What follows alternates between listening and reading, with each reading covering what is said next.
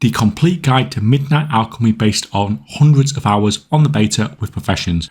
We're covering the best way to level up your alchemy in Midnight, all the knowledge to min-max your gold making, including the important stuff you really don't want to miss, the best profession builds depending on what you actually want to craft. We also have a new Timu style formatology, along with some old army transmuting potential in here as well. So yeah, if you want to make gold with alchemy in Midnight, this is everything you need. Let's get into it.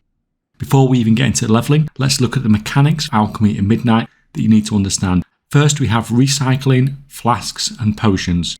You can break down potions or flask and your output is going to be stabilized derivative, and we'll be using that as an ingredient in our other crafts later on. The second big change is RNG recipe discovery is gone, and there was much rejoicing. Instead, we now have a cauldron next to the alchemy trainer where you can directly purchase recipes. You'll spend a few materials and some alchemy moxie, which is our new artisan's acuity, and you just buy whatever recipe you want. This is honestly great. It's way simpler than last expansion. A lot of these recipes have like mini achievements attached to them, like craft 10 void potions to be able to buy the void potions. But once they are done, then they are done and you can purchase. What is interesting here then is that these mini achievements are account bound. So once they're done, all your characters can purchase these recipes without doing that mini achievement in the future. But there is a downside to all of this. As great as that sounds, early on, you won't have the moxie to buy everything. So alchemy actually has an insanely low amount of stuff that you can craft for first time craft bonuses, like single digit, available for knowledge at the start. This is great, RNG is gone, but it comes at the cost of alchemy having a bit of a slower start. Now when it comes to profession skill, you do not need to rush to profession skill cap of 100 on alchemy. You can get this almost FOMO-like approach, but until you are in a position to craft at rank 2, then 100 alchemy skill is of no benefit to you whatsoever. But saying all that, alchemy is one of the easiest professions to get to 100 skill anyway. To get to 50 alchemy skill then, we're going to need around 250 Tranquillity Bloom, 4 Argent Leaf, 3 Sanguithorn, 10 Motes of Light, 4 Motes of Wild Magic, 4 Motes of Primal Energy, and you'll need some vendor materials as well from the Alchemy Supplies trainer. You're going to craft 2 Silvermoon health potions and then you're going to recycle them. Every 5 levels, go to your profession trainer, train everything. Every potion we craft until we get to 25 profession skill, we're just going to recycle it once we've crafted it, and you're going to use these materials later on anyway. Whenever you don't have a first time craft available, then craft Enlightenment Tonic. All this crafting and recycling should get you to 25 skill pretty easily. Now from here, personally I would just craft Silvermoon health potions to push to 50 skill to unlock your second specializations.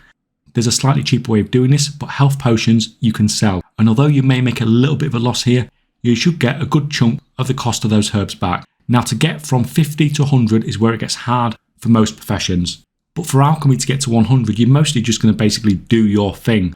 Once you're set up with knowledge and profession gear and you're crafting at a profit, then you're just naturally going to get to 100 skill in most cases.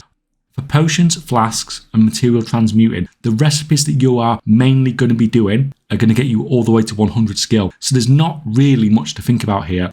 If you want to do Phial crafting, then you kind of get screwed over here because for some reason these all cap out at 80 profession skill. You're probably going to have to buy a recipe that you're not specialised in here when you do eventually want to push to 100 skill. Grabbing the 8 profession treasures for 24 knowledge is more mandatory for alchemy than any other profession with how little knowledge we get here. You're just not going to be competitive at all without these. We can find the Pristine Potion at 47.8, 51.5 above the main crafting areas in Silvermoon. Over near the flower vendor in Silvermoon at 49.0, 75.7 we can pick up the freshly plucked Peacebloom. 40.3, 51.1 in Zul'Aman we can get the Vial of Zul'Aman Oddities. We can get the measured ladle from 49.1, 23.5 in Etal Aman. This is a subzone within Zul'Aman, so just make sure you're in the right area. Next, we move over to Harandar, and in the far northwest at 34.8, 24.8, we have the Vial of Rootland Oddities. Over to Voidstorm, and in the far north at 32.8, 43.3, we have the failed experiment. It's not easy to see this one on the ground. Next, we have the Vial of Voidstorm Oddities, 41.9, 40.5 in Slayer's Rise, so that's the mini zone within Northern Voidstorm. Make sure you're in the right zone again. At the time of recording, we've not been able to find the Vial of Eversong Oddities, but I'll update it in the description below with all the other professional locations that you can just copy and paste into the game if you want. Now, absolutely essential with alchemy to be doing your weekly knowledge. If you do nothing else, make sure you are completing your patron orders that reward Glimmer of Midnight Alchemy knowledge. This is your main weekly progression, and this is genuinely the difference between staying competitive and falling behind. One thing to note here, it can be tempting to spend your concentration for profit. And yes, on a concentration character, that is exactly what you should be doing. But on a main regular crafting character, you should be saving your concentration for those awkward rank 2 patron orders, especially the ones that have glimmers attached to them, so give 2 knowledge points each. The knowledge is more important than a small amount of gold early on. If you do fall behind on knowledge, you'll start seeing flickers of Midnight Alchemy knowledge offered as rewards. Just get these done as well. This is basically catch-up knowledge rewards to help you get back on track. Now, before you do any patron orders for the week, your profession trainer gives you a weekly quest tied to patron orders. This gives another stack of knowledge points, and you're doing the patron orders anyway, so just remember to grab the quest before you start. Now, there are 2 weekly knowledge items that you can loot from treasures out in the world, just like last expansion. So we have the Age Crewer and the Light Bloom Spore Sample. These give 2 knowledge points each, so that's 4 knowledge points per week just from picking up treasures. Treaties have also made a return, so each week make sure you use your Fallacian Treatise of Alchemy for a quick and easy knowledge point. Also, don't forget about the Dark Moon Fair. When it comes round at the start of the month, it's a free knowledge points, and it's active the week that Midnight launches, so don't miss out on this. Now, there is also a one-time knowledge boost you can buy. So this is Beyond the Event Horizon Alchemy, and this is going to give you 10 knowledge points, which is pretty huge for alchemy with the kind of start that we get with this lack of first-time crafts. So it's from the Renowned Vendor in Voidstorm, but you need a Renown rank of 9 with the Singularity to be able to buy this. Now, the issue here is that the Renown requirement here is quite high, so you will need to grind. I have a reputation farming video for the Singularity that can help with that, but it is going to take you some effort to be able to unlock this if you want it. Knowledge specializations then. Everything we talk about here is going to be a multicraft tool with a multicraft enchant, unless I say otherwise. So the flask setup then is 10 points into Fluent Flasks, 10 points into Sundari Specialist, and then 20 points into Flask Abundance. This is the absolute minimum build before crafting anything with flasks. Unlocking Sundari Specialist will also give you the recipe for the Flask of Fallacian Resistance, which can help you unlock most of the other flask recipes with the Cauldron.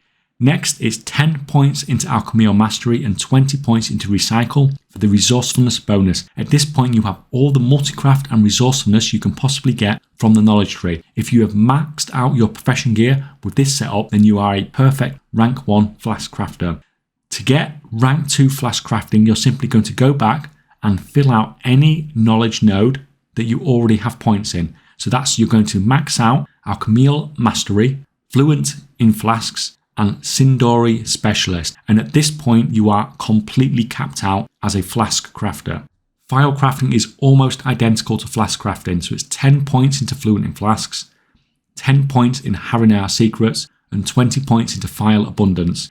Harinar Secrets is going to give you the Phial of Finesse as well. From there, next it's 10 points into Alchemy Mastery, 20 points into Recycle for the Resourcefulness bonus. Like with flasks, this is going to give you the perfect knowledge setup for making your files as cheap as possible. From here, if we want to craft at rank 2, then we're going to max out Alchemy Mastery, Fluent in Flasks, and Harinar Secrets, and we are perfectly set up now for files. Potion crafting is split up in Midnight, so we have light and void potions that need separate knowledge setups. Now we're going to start with 10 points into potion prowess and then 10 points into whichever side you want to unlock. I'm going to show you the light version here, but it's exactly the same with void, just on the opposite side of the knowledge tree. So we put 10 points into Path of Light and then 20 points into Prolific Potioneer Light. Next we head over to Alchemy Mastery, 10 points here so that we can put the 20 points into Reuse for the Resourcefulness buff. Now we are set up for crafting light potions perfectly at rank 1 from a knowledge perspective. We just need the profession gear. Now from here you can go 2 ways depending on what you want to do. So if you want to then be able to craft the type of potions you didn't unlock previously and craft those perfectly at rank 1 as well, then you're going to go back and put 10 more points into potion prowess, 10 points into the side that you missed earlier, so in this case Path of the Void, and then 20 points into Prolific Potioneer Void. So now you can create rank 1 void potions as well perfectly. Or alternatively, you can push for crafting the first ones you unlock at rank 2 and we'll do that by filling out Alchemy or Mastery, Potion, Prowess, and Path of Light. Either way, you prioritize crafting your first light or void potions at rank 2, or you prioritize being able to craft them both at rank 1 perfectly. That is a personal choice. It will all get done eventually. It's just about the order in which you choose to do it. I'm going to briefly talk about transmutes here. The reason this is going to be brief is because I've done a full profession spec video talking about this on its own. So if you want more detail about what's going on here, then feel free to check that out. So there are a few different transmutes. We have Wondrous Synergist. This is a cooldown craft. This is much more of an alt army setup than something a main bisque crafter would do. So that gets covered in more detail in alt army videos than in here. If you did want to do this, then it's 20 points into Synthesis Synergy, 20 points into Metaphoric Mastery for the huge multi-craft bonuses. That's a good setup. You can also go over to Alchemy or Mastery and put points into Reduce for the resourcefulness, or max out Alchemy or Mastery and Transmutation Authority for rank 2 crafting, but neither of these really seem worth it to me for a cooldown craft. The main 20 points in Synthesis Synergy and 20 points into Metaphoric Mastery is all I think you really need here for producing these. We can transmute motes as well, and this is from one type to another. At the moment, when you take into account multi-craft bonus, these are utterly broken, producing more motes than you put in, but I'm sure this will get fixed for live. For transmute motes, the setup is you need 20 points into Metaphoric Mastery and 20 points into Reduce. There are no quality ranks here, so that is basically all you need. Finally, we have our T-move formatology, transmuting one type of material into another. This is the only thing we are crafting in alchemy in which you need a resourcefulness tool with a resourcefulness enchant. So we have a bouquet of herbs here, turning enchanted materials into herbs, a box of rocks, turning leather into ore. This one seems to be the most likely to be used here, and School of Gems, turning fish into gems. You want 20 points into Reduce for this before you even think about doing it. To do this at rank 2, you're going to need to max out Alchemy or Mastery and Transmutation Authority. An important note here is that if you craft these items like Box of Rocks at rank 2, it doesn't guarantee you rank 2 materials like you would think, and rank 1 doesn't guarantee rank 1 materials. There's some crossover here. Therefore, crafting these at rank 2 is not as appealing as you would think when you actually look at the map. Another tip here, when it comes to transmuting, is for getting the stabilized derivative. You eventually want to be aiming to get the Amani extract recipe. This comes from Amani Tribe Reputation. At first glance, this may seem a bit weird, but what you have here is a potion which can be produced only using vendor bought vials, no herb. That's amazing, is we can mass produce these for basically nothing and recycle them for easy, cheap and infinite stabilized derivative. Alchemy racial bonuses then, so this is the Goblin racial that gives you +5 Alchemy Skill. If you only intend on crafting rank 1 stuff, this basically offers no benefit because you're not trying to hit any skill breakpoints. But if you want to craft and sell rank 2s, Goblin is pretty much going to be pretty much mandatory, at least if you're thinking beyond the first month or 2 of the expansion. This is the case with potion and Phial crafting anyway. When flask crafting, there's no benefit here directly for Goblins, as the +5 skill alone isn't enough to hit a skill breakpoint, but it could potentially be useful when combined with the plus skill finishing Reagents, as we'll see. Now, because we have that extra skill, it allows you to replace some rank 2 herbs with rank 1 when crafting rank 2s, which lowers crafting costs and increases profit. The issue with alchemy is that it is super competitive and popular, and these little min-maxing things can really make a difference. In this example, I've been able to replace any of the rank 2 herbs, so obviously I'd pick the most expensive, with a rank 1 and still have enough skill to craft Light's potential at rank 2. These substitutions can make the difference between a loss and a profit in the long term. Now, we also have finishing Reagents in Midnight that can affect our crafts. Like in the War Within, we have these that increase our multi-craft, resourcefulness and ingenuity. Now, you can only get these as a reward from Patreon orders in Midnight, so your supply is going to be really limited. Just use them on whatever expensive crafts you do. There's not much more to say here because it's such a limited supply. As far as the plus skill finishing Reagents are concerned, we have the Apprentice Scribbles +5, Artisan Ledger +10, Mentor's Helpful Handiwork +20, and the Artisan's Gold Star for +50 skill as a finishing Regent. You can stack these with the Goblin racial bonus, and it lets you replace even more rank 2 materials. For example, here is a flask, and you can see I can replace 3 rank 2 herbs with rank 1. Sometimes replacing 3 herbs is going to be more expensive than the plus skill item from the auction house, and vice versa. But it's just another potential way to min-max alchemy crafting. Crafting speed is essential if you want to maximize your gold per hour while crafting, because if you're crafting hundreds or thousands of potions, phials or flasks, the difference is massive over time. Vial of Quick Hands from Dragonflight still works in Midnight, and it gives a 30% crafting speed on Midnight crafts. That's huge, so you should be using it any time you're doing a crafting session. At the time of recording, the Weaver's buff from the War Within are still working on Midnight Crafts, which means the best place to currently craft is in Donegal. Hopefully this gets changed, as I've had pretty much enough of that place at this point. Now, always check your profit margins before committing to anything. Craft Sim is generally fine for alchemy. I have my crafting sheet on Patreon as well for those that support.